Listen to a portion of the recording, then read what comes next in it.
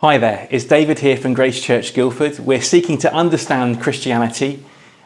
And to understand Christianity, we need to know it's all about Jesus, Christianity, it's in the name. And we need to know that you find out about Jesus by looking at the Bible. So we're looking at Mark's Gospel, one of the eyewitness accounts of the life of Jesus. Now in Mark's Gospel, we find three things about Jesus, which is a bit like three legs on a stool, three things that uphold Christianity to help us understand it. The first, as we'll see today, is the identity of Jesus, that he's the Son of God. Secondly, there's the death of Jesus. Why did he die on the cross? And thirdly, there's the resurrection of Jesus from the dead. Let's think about the first of those legs of the stool, Jesus, the Son of God.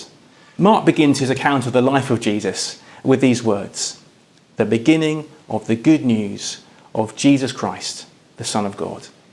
So the Christian faith is great news, important news that's announced about Jesus, that he is the Christ. That's not his surname, that's his title, means Messiah, the anointed one, and that he is the Son of God.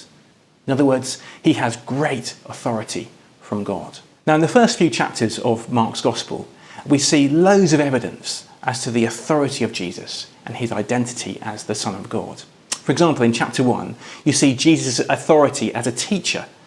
So he teaches people in a way so different from everybody else. The other teachers about religious things learned things from previous generations and they regurgitated that to their present day.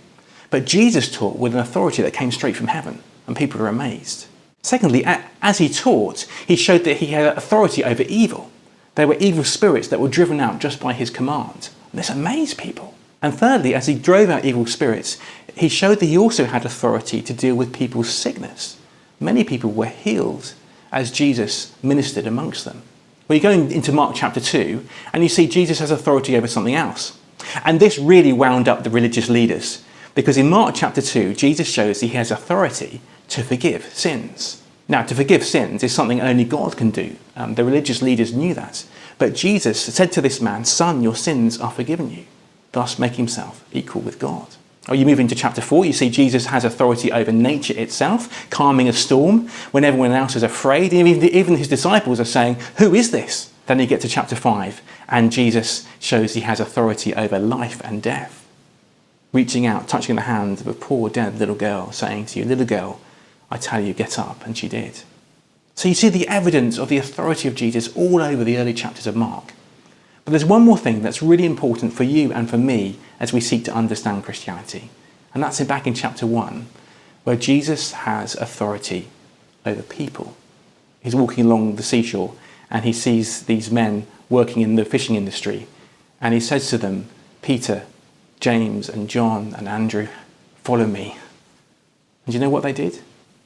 They left everything. They dropped their nets. They got up and they followed Jesus. Such was his authority to call people to himself. So if you want to understand Christianity, you need to understand firstly the truth of Jesus' authority, that he is the Son of God. In the next session, we're going to think about why Jesus died on the cross.